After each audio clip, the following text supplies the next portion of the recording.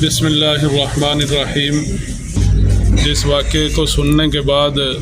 دلی صدمہ ہوا اور دکھ ہوا، اور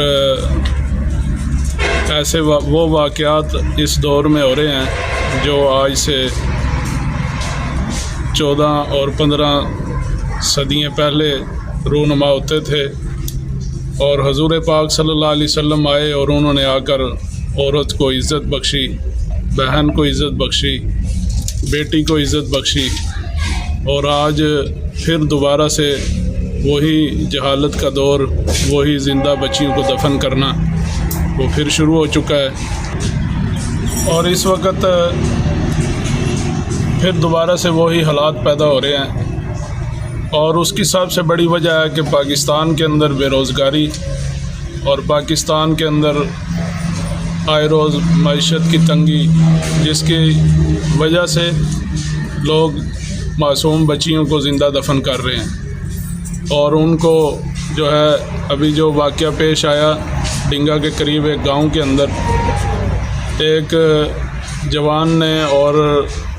وہ بظاہراً تو یعنی عالم لگتا ہے، لیکن اس حوالے سے انہوں نے ایسا کام کیا کہ جو بالکل دور جہالت کی عکاسی اس دور میں وہ کر رہا ہے۔ اور اس وقت میں اپنی عوام سے یہی کہنا چاہتا ہوں، آپ کے ضلع گجرات کے اندر ہمارا ادارہ جامعہ حنفیہ للبنات بچیوں کا شعبہ